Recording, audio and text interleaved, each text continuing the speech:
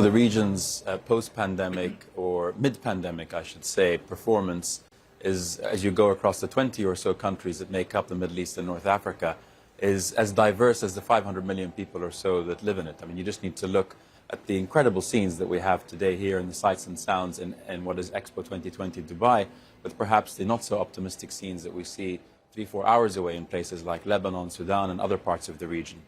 But I'd like to think that we have a shared responsibility to ensure that as and when the tide rises, that we lift as many boats as we can with us. And in terms of trends, there are a number of, I think, macro trends that are very positive and that will contribute to that rising tide effect. Such as?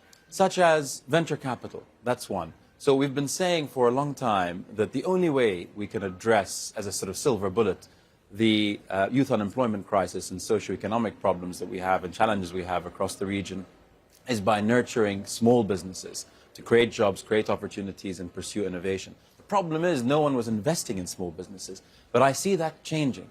Last year, we had a record amount of capital that went to fund startups. But do you think that's a relatively small amount, bearing in mind, for instance, the number of women who lost their jobs during the pandemic, the increase in the level of poverty that's come about as a result? You know, all the really dangerous metrics have gone up quite dramatically.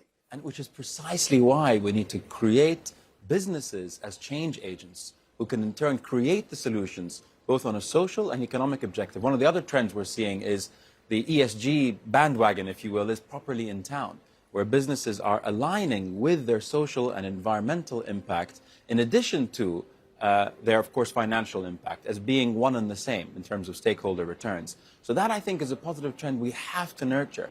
And what about the idea of philanthropy? The way in which this is? So I've been saying for a while that I think philanthropic capital is the forgotten child of the capital system. It's really often regarded with a high degree of suspicion in many parts of the world and at best seen as a periphery player. But the reality is, Richard, as you probably know, well over $1 trillion, in fact, probably closer to $2 trillion of philanthropic capital is dispersed every single year. In the US alone, more than $500 billion last year. Closer to home in the Islamic communities, or the Islamic world, if you will. Where there's great wealth. Where there is great almsgiving and, of course, large populations. And the aggregate of that means that you have anywhere between $300 billion to $1 trillion between zakat, which is compulsory almsgiving, and sadaqah, which is discretionary almsgiving. This is a huge amount of money. Even at the lower end of the scale, that's more than the combined annual global humanitarian and aid budgets. But the question is, where is that money going? Is that money getting to its recipients? Is that money generating the intended impact? Well, unfortunately, with 1 in 3 Muslims living below the poverty line, the answer is probably not. But therein lies the opportunity. So the opportunity, but what then has to happen to realize that opportunity? What are the mechanisms that need to be put in place?